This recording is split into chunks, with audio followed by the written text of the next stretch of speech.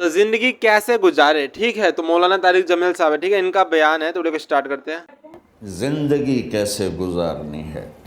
میرے نبی کی زندگی کا دوسرا رخ کہ بطور انسان زندگی کیسے گزارنی ہے، مرد عورت ہے، زندگی کیسے گزارنی ہے۔ پہلا رشتہ جو قائم ہوا دنیا میں وہ ہے خامد اور بیوی، حضرت آدم اور حوا کا نکاح ہوا۔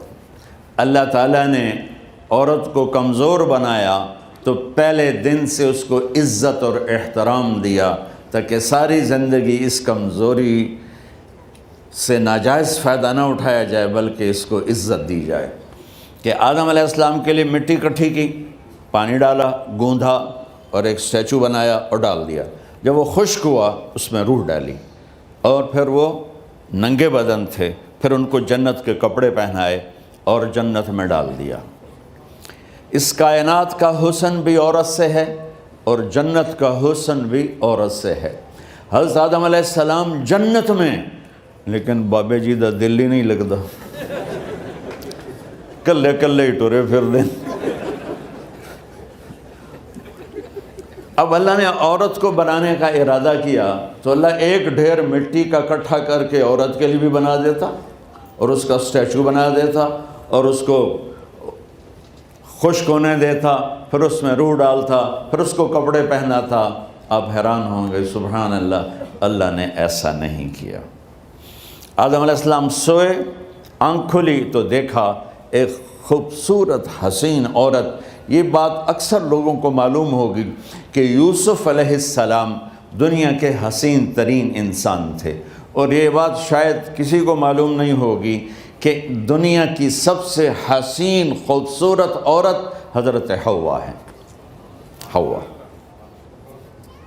جن پر بڑھاپا آیا ہی نہیں، 1000 سال کے قریب زندگی گزاری، بڑھاپا نہیں آیا۔ حضرت آدم اور حوا قریب قریب عمر تھی۔ حضرت آدم کی عمر تو کتابوں میں مل جاتی ہے 1000 برس، لیکن حضرت حوا کی عمر کتنی تھی یہ کہیں پڑھنے کو ملا نہیں، اس لیے میں اندازہ کرتا ہوں کہ قریب قریب ہوگی۔ بڑھاپا نہیں آیا، بیماری نہیں آئی۔ اور حضرت حوا کو مینسز بھی نہیں آتے تھے۔ یہ عجیب بات آپ کو بتاؤں، اللہ نے اتنا جنت کا ان کے اندر نمونہ رکھا۔ تو جب حضرت آدم کی آنکھ کھلی تو دیکھا ایک حسن کا پیکر، انہوں نے تو جنت ہی بھول گئی۔ کہنے لگے یا اللہ ہن دل ٹھریا جا کے، یا اللہ کون ہے؟ کہ تیری بیگم۔ کہ واہ جی واہ، موجاں ہی موجاں۔ تو اللہ تعالیٰ نے نکاح پڑھایا۔ سبحان اللہ، اپنے نبی کی شان دوبارہ سنو۔ تو اللہ نے کہا آدم اپنی بیگم کا مہر ادا کرو۔ تو وہ پوچھنے لگے کیا مہر ہے؟ دیکھو ایک بات سنو، مہر کسی کی بیٹی کی قیمت نہیں ہوتی۔ $1 ہو یا $1 ٹریلین ہو، بیٹی کی کوئی قیمت نہیں ہوتی۔ یہ ایک نشان ہے کہ اس بچی پر اب یہ جو خامند ہے وہ موت تک خرچہ اس کے ذمہ ہے، بیوی کے ذمہ خرچہ نہیں ہے۔ خامند کما کے لائے گا اور اپنی بیگم کو کھلائے گا، اور بیوی گھر کی ذمہ داری نبھائے گی۔ تو خیر وہ الگ بات چلی جائے گی۔ اللہ تعالیٰ نے کہا کہ مہر ادا کرو۔ کہا جی کیا مہر ہے؟ تو میرے اللہ نے کہا تیری نسل میں میرا آخری نبی آئے گا، اس پہ ایک دفعہ درود پڑھ دے، یہ مہر ہے۔ اچھا، شروع دن سے ہے کہ میں نے قبول کیا۔ قبول کیا کا مطلب ہے کہ میں اس لڑکی کو قبول کر رہا ہوں، اس کی کمیوں کے ساتھ بھی خوبیوں کے ساتھ بھی۔ اور جب لڑکی کہتی ہے سائن کرنا قبول کیا ہے، یا زبان سے کہے قبول کیا ہے، تو یہ اس بات کی گارنٹی ہے کہ میں نے اپنے اس لڑکے کو خامد ہونے کے طور پہ قبول کیا، اس کی کمیوں کے ساتھ بھی، اس کی خوبیوں کے ساتھ بھی۔ اور جو ہی شادی ہو کر ڈولی سسرال کے گھر جاتی ہے تو ٹیسٹ شروع ہو جاتا ہے، کی کر دیے، باندھی کے میں، اٹھیندی کے میں، بول دی کے میں. اور اس میں بہت زیادہ نیگیٹو کردار ہے سسرال کا، کئی لڑکیوں کا، کیونکہ ہم نے اپنے نبی کی زندگی نہیں قبول کیا. یہ واجب ہے کہنا قبول کیا، کہ جس میں پیغام ہے کہ اب میں اس کی میں کوئی کمی ہے وہ بھی قبول کروں گی، کوئی خوبی ہے تو سر ماتھے پر. اور لڑکا کہتا ہے کہ میں اسے قبول کرتا ہوں، اس کی خوبیوں کے ساتھ بھی کمیوں کے ساتھ بھی. یہ بات یاد رکھنا، پرفیکشن کبھی تلاش نہ کرنا، پرفیکشن کبھی تلاش نہ کرنا. اللہ نے 100 نمبر نہیں مانگے، 51، ایک نمبر اوپر ہو گیا.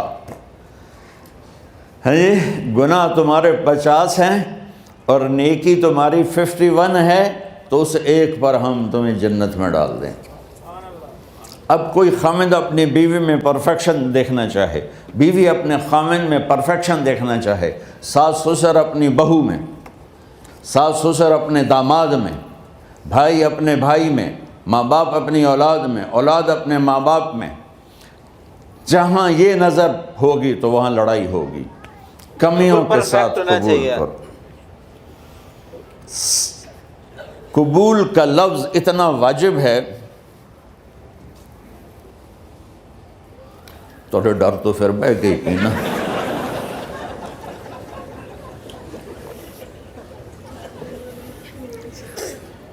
قبول کا لفظ اتنا ضروری ہے کہ اس کے بغیر نکاح ہی نہیں ہوتا. میں یہ کئی جگہ لطیفہ سنا چکا ہوں، اور واقعی قصہ بھی ہے، ایسے لطیفہ نہیں ہے.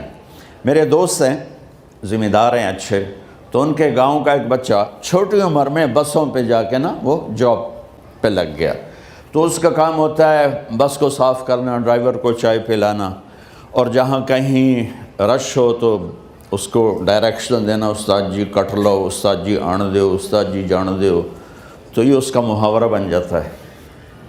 اب اس کا نکاح ہوا تو مولانا صاحب نے کہا بھائی عبد الرحمن، میں فرضی نام لے رہا ہوں، نام مجھے اس کا یاد نہیں، عبد الرحمن زینب بنت اسلم نو تیرے نکاح دیتا 500 مہر تو قبول کیتا. تھوڑی دیر سوچ کے کہندا جی آن دیو. اس نے ساری زندگی آن دیو ہی سیکھا تھا. تو اس کے بھائی نے اس کو کوئی نہیں ماری، تو کہنے لگا جی جان دیو. مولانا صاحب نے کہا آن دیو جان دیو نال کم نہیں بننا، تو آگے میں قبول کیتا.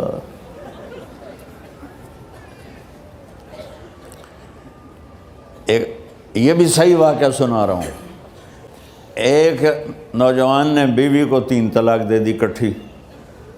اب ہو گیا پریشان، مولانا صاحب کے پاس گیا، کوئی میرے جیسا ہوگا. مولانا صاحب 3 طلاق دے بیٹھا، کوئی مسئلہ کا حرام. کہا جی کوئی رستہ حرام، کوئی گنجائش حرام. اس نے جیب سے موٹا سا لفافہ نکالا اور مولانا کے جا نماز کے نیچے ڈال دیا. کہ مولانا صاحب کوئی گنجائش، کہ ہن تو سوچنا ہی پوے. کی آکھیا یہ تو اپنی بیگم نو؟ اس آکھیا جی میں آکھیا ہی 3 طلاق. اس آکھیا مبارک ہوئے طلاق نہیں ہوئی. میں آکھیا جی او کیویں؟ آکھے او جڑا یہ طلاق ہے عربی دا لفظ، اس سے چاکھنا پمدا ہے طلاق.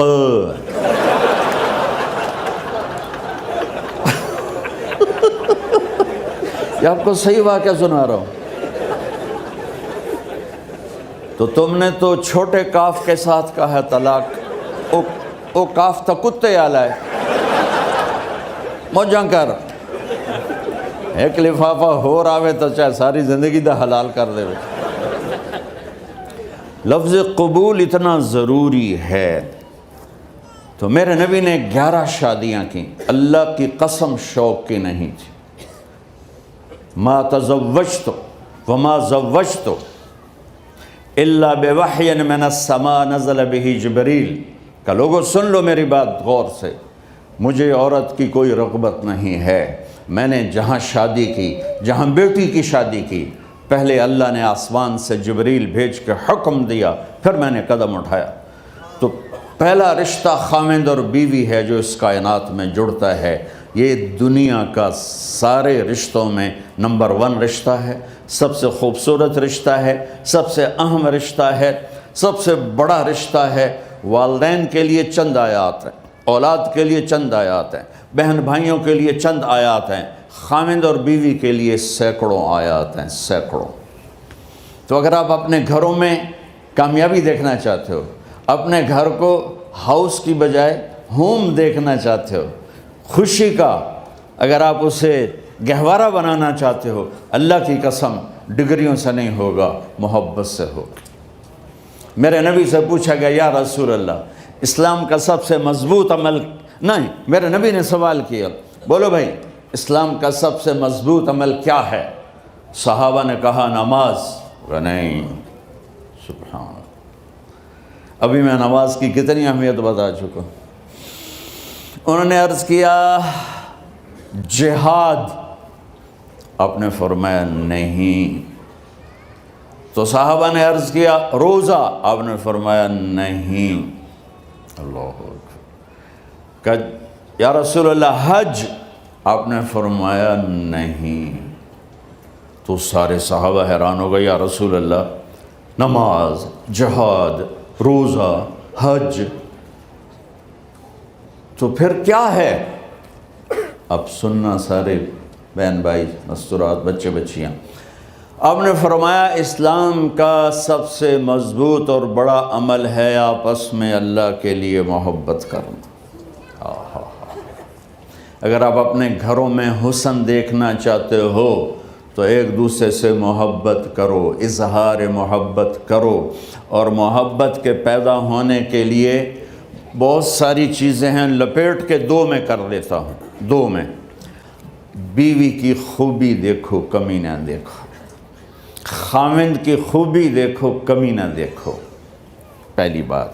دوسری بات، اس زبان سے زہر نہ اگلو محبت کے پھول، اس زبان سے کڑوے جملے نہ ہوں، طنز نہ ہو، ٹانٹنگ نہ ہو، بےعزت نہ کرو، انسلٹ نہ کرو، تو آپ کے دل جڑ جائیں گے۔ یاد رکھو شکلوں سے زندگی آباد نہیں ہوتی، زندگی اخلاق سے آباد ہوتی۔ تو اپنے گھر سے ٹانٹنگ نکال دو۔ نہ کہا کا مطلب ہے بارش کا زمین میں جذب ہو کر یکجان ہو جانا، 2 زندگیوں کا محبت میں جذب ہو کر یکجان ہو جانے کو نکاح کہتے ہیں۔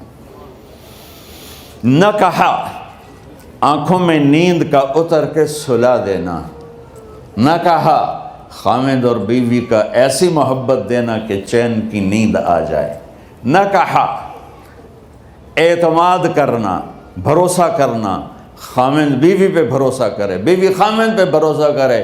اے نوے لوک کے فون چیک ہو رہے ہوئے، کال کتنے کی ہے، کال کتنے کی تھی۔ عزت دو، اعتماد کرو۔ چوتھا مطلب درخت کا چھاؤں بنا دینا، نہ کہا میاں اور بیوی، خاوند اور بیوی کا محبت کی ایسی چھاؤں بنانا کہ اس کے نیچے اولاد کا پودا خوبصورتی سے پیدا ہو سکے۔ نہ کہا، صرف لفظ نکاح کے مطلب بتا رہا ہوں، نہ کہا مریض کو، کدھر ڈاکٹر بیٹھے ہیں، میرے سامنے بیٹھے ہیں، مریض کو دوا ایسی دینا کہ وہ شفا یاب ہو جائے، آپس کے ایسے تعلق بنانا کہ زندگی کو شفا مل جائے۔ میرے بھائی بہنوں، میں آپ کو اپنے نبی کی زندگی بتا رہا ہوں۔ میرے نبی نے 11 شادیاں کی، اللہ ذوالجلال کی قسم، صرف ہمیں زندگی سکھانے کے لیے کہ گھر کی زندگی کیسے ہوتی ہے اور اولاد کو کیسے پالا جاتا ہے۔ اب لوگ کیا مجبوریاں ہیں کہ عورت بھی جاب کرتی ہے، مرد بھی جاب کرتا ہے۔ عورت کی سب سے بڑی جاب اپنی نسل کو پالنا ہوتا ہے۔ جب یہاں ٹائم نہیں ملتا بچے کو، نہ ماں سے ملتا ہے نہ باپ سے ملتا ہے، تو پھر وہ جنگل کا پودا بن جاتا ہے۔ یہ تو وینکوور ہے، فیصل آباد کی بات سناتا ہوں۔ میرے بچے جس اسکول میں پڑھتے تھے ان کے پرنسپل سے میری دوستی تھی، میں ملنے گیا ایک دن، تو کہنے لگے جی عجب واقعہ ہوا ہے کہ یہاں 2 بچے پڑھتے ہیں، ان کی ماں بھی ڈاکٹر ہے اور باپ بھی ڈاکٹر ہے، تو وہ دونوں آئے ہیں میرے پاس کہ ہمارے بچوں نے 3 دن ہو گئے ہیں گھر میں کھانا نہیں کھایا، تو ہم پریشان ہیں, ہمیں بتاتے نہیں. کائنڈلی آپ پوچھ کے بتائیں کہ وہ کھانا کیوں نہیں کھا رہے. ایک باری کر کے بھی کھا دو. کھڑے ہو کے پانی پی لیا, کھڑے ہو کے پانی نہیں پیتے. ہمارا دین اتنا خشک نہیں, ہمارے مولوی صاحبان نے زیادہ خشک بنا دیا. کھڑے ہو کے تو انہوں نے دونوں بچوں کو بلایا. سننا, سارے فیملیز بیٹھے ہو جہاں میں اب فیملی کی زندگی کو فوکس کر کے نبی سے جوڑ کے بتا رہا ہوں, طارق جمیل کے تجربے نہیں بتا رہا. دونوں بچوں کو بلایا, بیٹا آپ کھانے کو نہیں کھا رہے. کہا جی ہم اپنے ممی اور بابا کے سامنے نہیں بتائیں گے. تو انہوں نے دونوں کو باہر بٹھا دیا. پھر پوچھا اب بتاؤ کیا مسئلہ ہے. ان کا سر ہم صبح جب ناشتہ کرتے ہیں تو ہمارے ممی ڈیڈی سو رہے ہوتے ہیں, ہماری ان سے ملاقات نہیں ہوتی. جب ہم اسکول سے واپس آتے ہیں تو ممی ڈیڈی اپنے میڈیکل کالج میں ہوتے ہیں, ہاسپٹل میں ہوتے ہیں, تو ہمیں ان کو دیکھنے کا موقع نہیں ملتا. شام کو جب ہم کھانا کھاتے ہیں تو یہ دونوں اپنے پرائیویٹ کلینک میں ہوتے ہیں, تو ہم ان کو دیکھ نہیں پاتے. پورا ہفتہ گزر جاتا ہے, ہمیں ماں باپ کی شکل نظر نہیں آتی.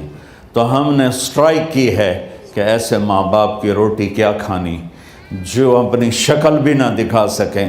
تو اس لیے ہم نے کہا ہم نے بائیکاٹ کیا ہے, گھر میں نہیں کھانا ہے. تو ایسی لائف مت بناؤ. یہاں ایک بہت بڑا چکر شیطان دیتا ہے, بڑی گاڑی لے لو, $100 کی قسط تو ہے, اور بڑا گھر لے لو, $200 یا $100 کی قسط تو ہے. پھر میاں بھی کام کرے, بیوی بھی کام کرے, جو کہ بڑا گھر باقی رہے, تو خوشیاں تو مٹ گئیں. جو ڈبل جاب کرے گا, پھر ڈبل جاب کرتے ہیں. ڈبل جاب کرنے والا بیچارہ تھکا ہوا ذہن لے کے آتا ہے, وہ کیسے ٹائم دے گا اپنے بچوں کو خوشی کے ساتھ؟ جو ماں جاب کر کے آئے گی پھر کھانا پکائے گی, وہ جب اتنی تھک جائے گی تو اپنے بچوں کو کھلا ٹائم کیسے دے سکے گی؟ پوری کائنات کی ذمہ داری تھی میرے نبی کے سر پر, اور آپ اس کے باوجود روزانہ حسن حسین کے لیے وقت نکالتے, پیٹ سے بٹھا کے اور انہوں کو آ کر کوئی لیکچر نہیں. دیکھو ماں باپ سے ایک بات کرتا ہوں, لیکچر تھوڑا دو, محبت زیادہ کرو. یہ نہ کرو, یہ کیوں کیا, یہ کرو, یہ کرو, یہ چھوڑ کر صرف سینے سے لگاؤ, صرف محبت دو. کمیوں سمیت بچوں کو قبول کرو, ان کی زندگی تبدیل ہو جائے گی. اتنے بڑے نبی, اتنی بڑی ذمہ داری, اور اتنا درد سینے میں کہ آپ کے سینے سے ایسے ابلنے کی آواز آتی تھی جیسے ہانڈی ابلتی ہے. اس کے باوجود آپ روزانہ کہتے ہیں این اللقا, میرے شرارتی بچے کدھر ہیں. تو وہ بھاگے بھاگے آتے.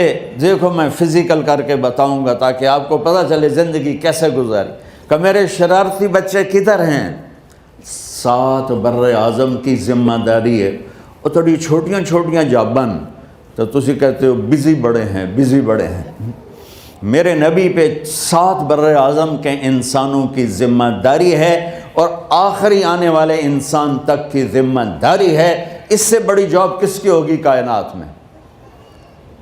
اور پھر آپ روزانہ آتے ہیں این اللقا, میرے شرارتی بچے کدھر ہیں. تو حسن حسین بھاگے بھاگے آتے, آپ ان کے لیے یوں ہو جاتے تھے, آؤ بھائی میری کمر پہ چڑھ جاؤ.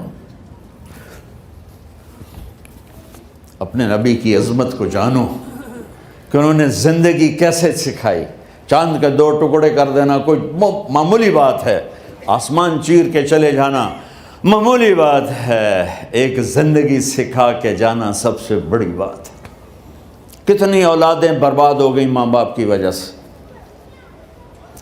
کتنے گھر اجڑ گئے ساس سسر کی وجہ سے, کتنے گھر اجڑ گئے لڑکی کے بدتمیز ہونے کی وجہ سے, کتنے گھر اجڑ گئے لڑکے کے شرابی اور باہر کی گندگی کی وجہ سے.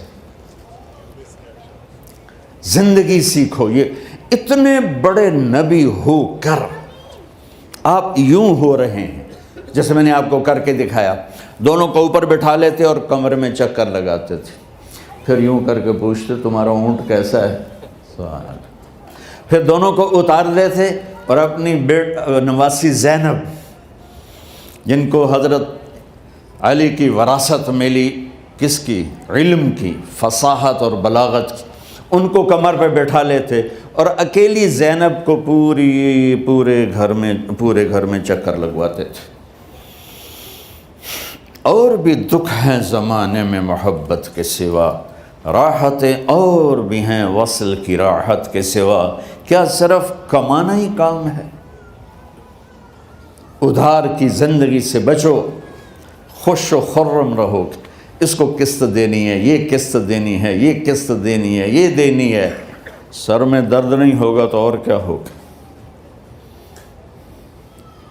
تو آپ اتنے بڑے عظیم ہو کر وقت نکال رہے ہیں، اور حضرت ابو ہریرہ فرماتے ہیں میری آنکھوں نے دیکھنا سارے کہ آپ نے کبھی حسن کبھی حسین، یہاں جیسے مائیں کرتی ہیں ادھر کھڑا کیا ہوا ہے اور جھولا جھولا رہے ہیں ایسے، اور ان کے دونوں ہاتھ پکڑ کر کہہ رہے ہیں آ جاؤ اوپر، آ جاؤ اوپر، آ جاؤ آگے پہاڑی ہے، اوپر آ جاؤ آگے پہاڑی ہے، تو ایسے ایسے آتے، اور اوپر آؤ وہ یہاں آ جاتے، آگے آؤ وہ یہاں آ جاتے، آگے آؤ وہ یہاں آ جاتے، تو پھر آپ یوں ہو جاتے، آگے آؤ تو چڑھتے چڑھتے یہاں آ جاتے، یہاں جب وہ یہاں آ جاتے تو آپ ان کے ہاتھ فکس کر کے آگے بڑھ کر ان کے ہونٹوں کا بوسہ لیتے اور کہتے یا اللہ میں ان سے پیار کرتا ہوں، تو بھی ان سے پیار فرما۔